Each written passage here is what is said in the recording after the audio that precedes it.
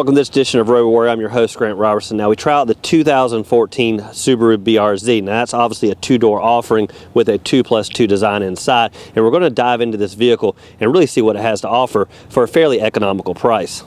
Now, looking at the exterior, obviously you're going to recognize that this is a small offering, more specifically about 166 inches overall with a 101-inch wheelbase. Now, the even smaller numbers, of course, are height and width, with the height just about 4 feet tall and the width around about 5 feet. Now, the vehicle's sitting on 17-inch performance wheels. Now, most notable on this, of course, is that overall height, and when you climb in the vehicle, you really have to duck down and almost crawl to get inside.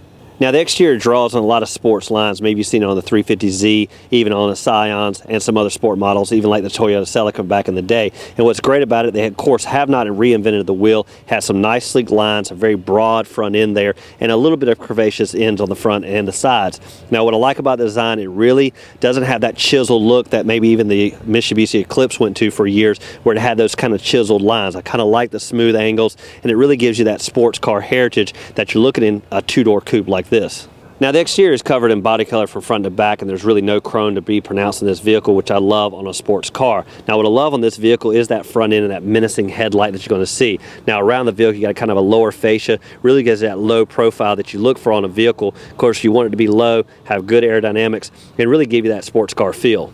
Now, one feature I like on this vehicle is the roof line. Now, of course, it slopes really nice from front to back, typical sports car profile, but I like how they put those ridge lines right there on the roof, allowing that airflow to go over, and just took it to a whole other level versus a very smooth roof line that you're going to find on a lot of vehicles.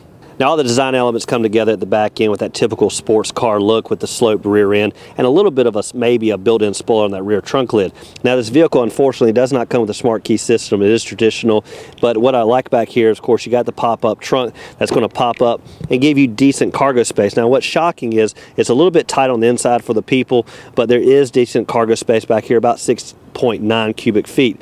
Even more interestingly, there is actually room for a spare under that cargo floor. Now, if you do want additional space, should you need to haul the golf clubs or whatever, you actually can fold down those rear seats, allow you to gain more access and more space. Now, with any sports car, of course, you really want to look good and dramatic behind the wheel, and the first part of that is getting in the vehicle. Now, one thing you're going to note is really the low access, and it makes it very awkward basically to climb inside.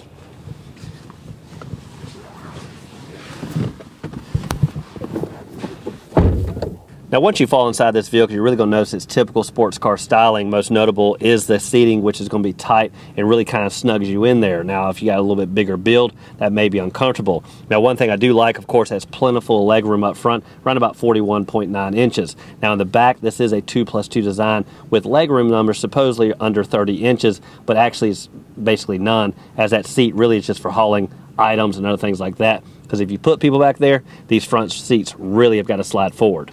Now, when you look at the styling cues inside the Subaru, you're going to first notice the LCD screen front and center. Now, we talked about that on other models, and it is somewhat cumbersome, a small screen, and it has a lot of information that really requires you to kind of decipher how to use it. Now, as for the other controls on the vehicle, the climate controls are typical knob. The gauge on the dash, really there's nothing to wow you there either. Now, as for the other stylings like the seating, we talked about it, they are tight, they are that sports inspired type of seating, and these are kind of a cloth mesh type of design with a little bit of red pinstriping. Now, the BRZ can be equipped with either an automatic transmission or the 6-speed like we have here. Now, the 6-speed is the choice, in my opinion, allowing you to really get that sport feel you're going to have, and allowed us to really rock it off the line, hear those RPMs soar, and really shift when we thought it was best. Now, another nice feature we like in this is the layout. Again, it has that sport styling. It's going to be tight, but you really still have the cup holders in between here. Now, one nice feature on the cup holders is they are removable. That center console can be just a place to house things, or you can move the cup holders kind of forward and backward, allowing you to accommodate more items because, again, space is limited on the inside of this vehicle. Now, the key to this Subaru BRZ is its low weight and its ultra low center of gravity, about 18.1 inches to be exact. Now, when they couple that, of course, with a 4-banger like this, it really gives you that delivery off the line. Now, by the numbers, this is a 2.0 liter boxer engine 4-cylinder. Now, it's going to deliver 200 horses and 151 foot-pounds of torque. Now, what's great about that, and when you really look at this engine, it's just right there front and center. Great for anyone that wants to really get under the hood and work on this vehicle, even maybe add a little bit more horsepower. But what I love for me is really getting off that line and really squealing the wheels even in second and third gear. Now, what I truly loved about the BRZ is that ultra-low center of gravity. Now, of course, it takes some getting used to, as you literally have to fall inside this vehicle. But with all that combined, and the engine under the hood, and of course that 6-speed manual, it really gives that true sports car feeling. Now, again, for the mid $20,000 price, that's not a lot of asking at the bottom line, allowing you to get behind the wheel for an economic price. That does it for this edition of Road Warrior, and we tested out the 2014 Subaru BRZ. Now, if you're like me, you've been behind the wheel, of course, of their all-wheel drive models, and this is my first actual offering behind a two-door coupe.